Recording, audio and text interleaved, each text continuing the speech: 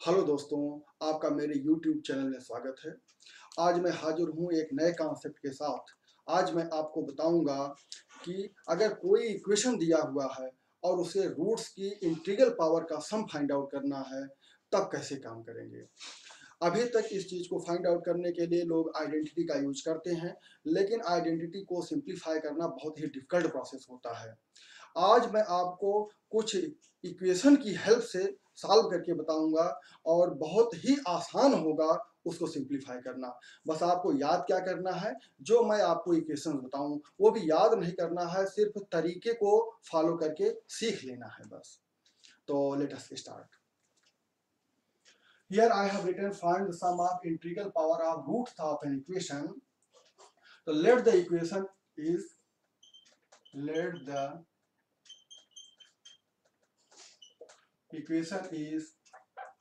a0 x power n plus a1 x power n minus 1 plus a2 x power n minus 2 and so on up to a n equal to 0। मैंने एक general equation लिखा है। अब इसी की help से कोई भी इक्वेशन डिराइव किया जा सकता है। तो let its roots are alpha 1, let its roots are alpha 1, alpha 2, alpha 3, alpha 4 and so on up to alpha n। Then if we denote S R equal to summation of alpha 1 whole power r, then we can write summation of S1, summation of alpha 1, it can be written as S1, its value is alpha 1 plus alpha 2 plus alpha 3 and so on, जितने number of roots होंगे। S2 लिखना चाहते हैं तो summation of alpha 1 whole square, this can be written as alpha 1 square plus alpha 2 square plus alpha 3 square and so on।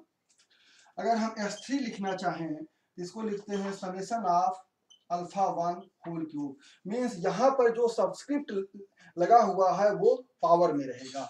This can be written as alpha 1 cube plus alpha 2 cube plus alpha 3 cube and so on. ये मैं आपको बता रहा हूं कि मैं इतने expression को, इस तरह से लेंदी एक्सप्रेशन को S1 S2 S3 से डिनोट करके अभी इक्वेशंस लिखूंगा। उसी इक्वेशन को सॉल्व करके अगर हम इंटीग्रल पावर का सम मान लेते हैं कि रूट्स है अल्फा 1 अल्फा 3, तो इसका सम फाइंड आउट करना चाहते हैं, means alpha cube plus alpha 2 cube plus alpha 3 cube, इसका सम। या अल्फा 1 अल्फा 2 अल्फा 3 रूट्स हैं तो we have to find alpha 1 square plus alpha 2 square plus alpha 3 square. Means ये इंटीग्रल पावर है और उसके रूट्स की इंटीग्रल पावर का सम फाइंड आउट करना चाहते हैं। तो यही S1 S2 S3 से अगर इसको हम डिनोट, या S4 से भी आप डिनोट कर सकते हैं, जिससे भी आप डिनोट करें, इसी के टर्म्स में मैं एक एक्सप्रेशन लिखने चल रहा हूं।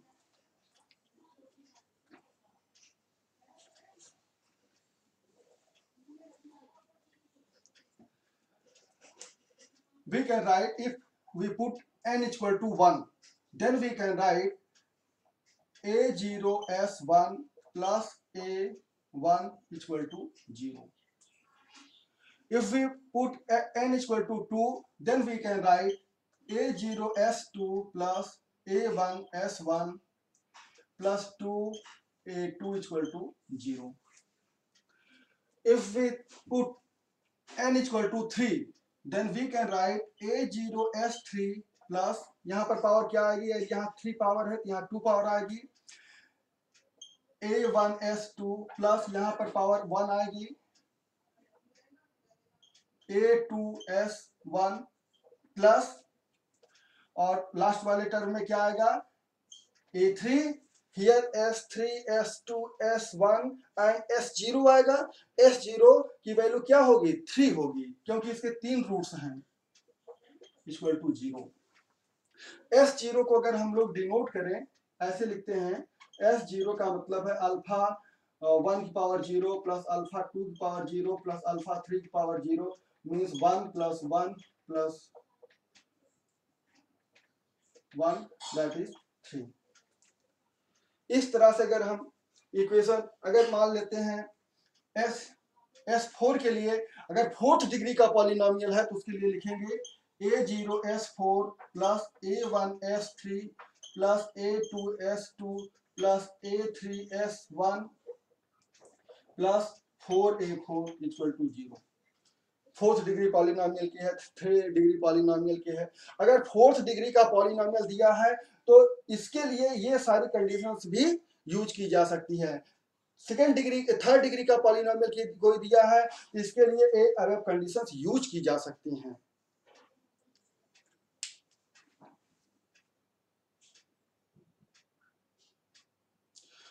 यहां पहले इक्वेशन से अगर हम S1 की value, S1 means alpha plus beta sum of the root, S1 की वैल्यू निकालें और दूसरे वाले S1 में यहां पर रख दें तो हमको S2 मिल सकता है। S2 का मतलब है कि alpha square plus beta square. इस तरह से अगर हम S1 S2 की वैल्यू तीसरे वाले इक्वेशन में रख दें, हियर S2 S1 और ये कांस्टेंट टर्म है तो यहां से S3 फाइंड आउट कर सकते हैं। S3 का मतलब है कि alpha cube plus beta cube cube के टर्म्स में निकाल सकते हैं। और इस तरह से अगर हमको S3 S2 और S1 फाइंड आउट है तो हम इसमें रख देंगे तो हमको S4 मिल जाएगा। S4 का मतलब है alpha power 4 plus beta power 4। तो sum of the integral power of its roots मिल जाएगा। Let us take an example.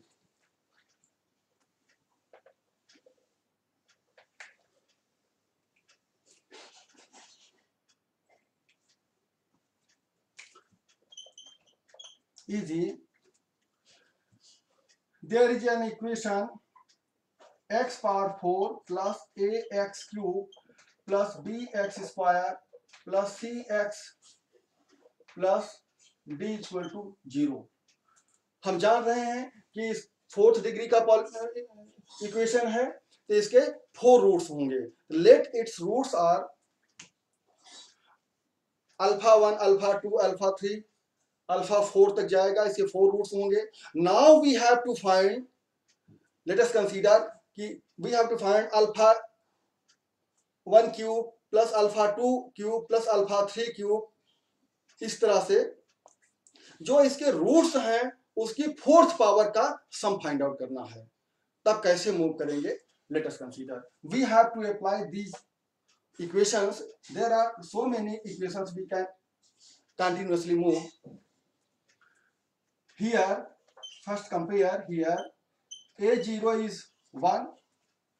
जो मेन इक्वेशन है, जो मेन पॉलिनोमियल अभी मैंने लिखा था x पावर n के टर्म में, उसमें जो A0 A1 A2 A3 थे उससे मैं इसको कंपेयर करके उसके कोफिशिएंट की वैल्यू लिख रहा हूं।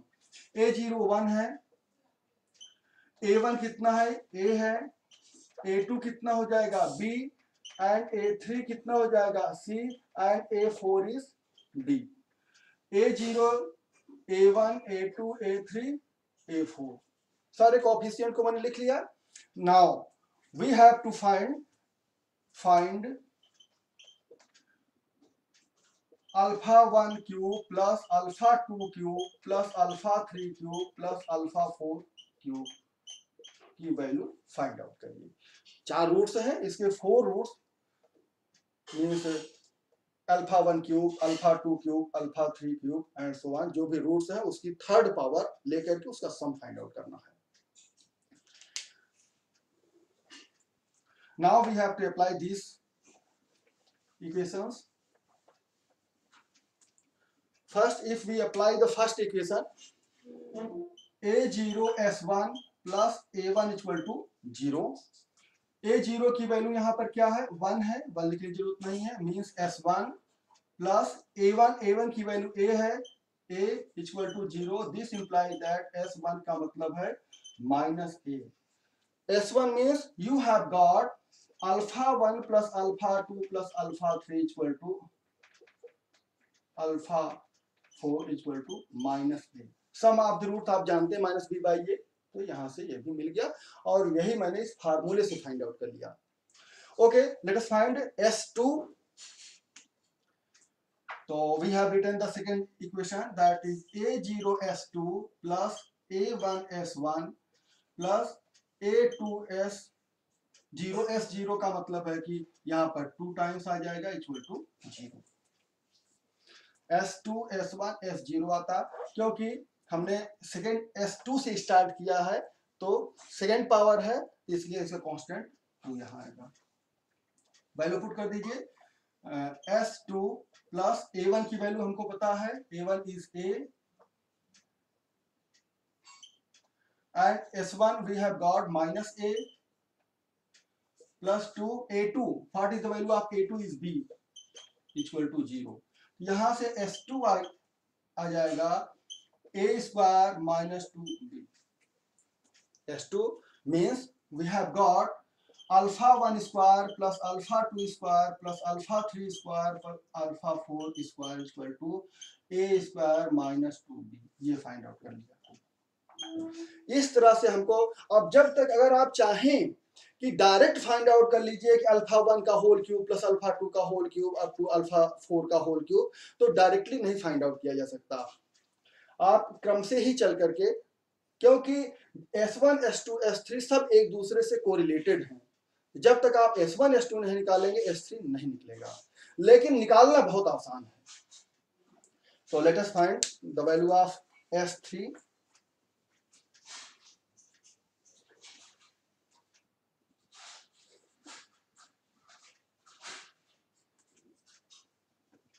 Now writing the third condition, A0 S3 plus A1 S2 plus A2 S1 plus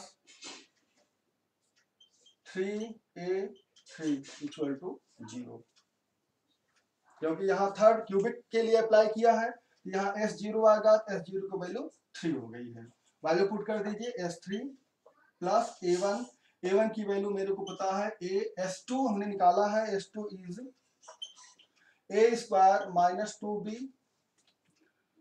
plus A2, A2 क्या है B इंटू S1, S1 अभी जस्ट मैंने निकाला था, alpha plus beta minus B by A, तो माइनस A था,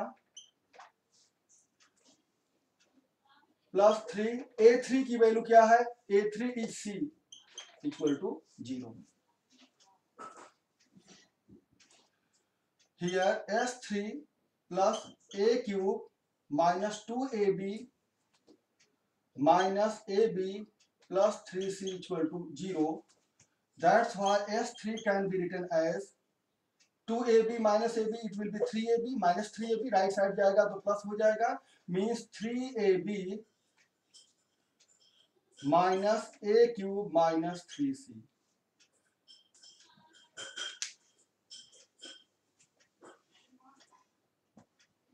S3 I have already defined. What is the S3? Means alpha 1 cube plus alpha 2 cube plus alpha 3 cube plus alpha 4 का cube equal to 3AB minus A cube minus 3C. It's your required answer. तो देखा आप लोगों ने कितना आसान है। अगर आप इसको एल्जेब्रिक इक्वेशन से सॉल्व करते या आप आइडेंटिटी यूज करते तो इसका सिंप्लीफिकेशन बहुत ही डिफिकल्ट होता है। आप चाहें तो अप्लाई करके देख सकते हैं, लेकिन हमने इस फार्मूले की हेल्प से इसको बहुत आसानी से फाइंड आउट कर लिया है। अब आप सोच रहे होंगे कि मान लेते हैं यहाँ x पावर 4 है और हमको फाइंड आउट करना है alpha power 5, alpha 1 power 5 plus alpha 2 power 5, means इसके रूट्स की 5th पावर का सम अगर फाइंड आउट करना है तब कैसे करेंगे? तभी फाइंड आउट किया जा सकता है, बहुत आसान है। जो पावर का डिफरेंस है मींस एक सुटेबल पावर से आप इसको मल्टीप्लाई करके उस पावर में कन्वर्ट कर लीजिए। अगर हमको alpha 1 power 5 alpha 2 power 5 find out करना है तो इसी इक्वेशन में x से मल्टीप्लाई करके इसको 5th पावर में कन्वर्ट किया जा सकता है और सेम कंडीशन से अप्लाई करके सॉल्व कर लेंगे। तो ये बहुत ही अच्छा मेथड है और बहुत ही सिंपल है। Thank you for today.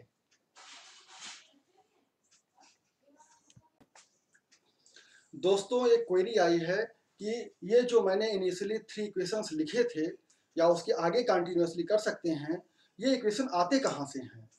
तो मैं एक एग्जाम्पल के थ्रू इसको समझाना चाहता हूँ।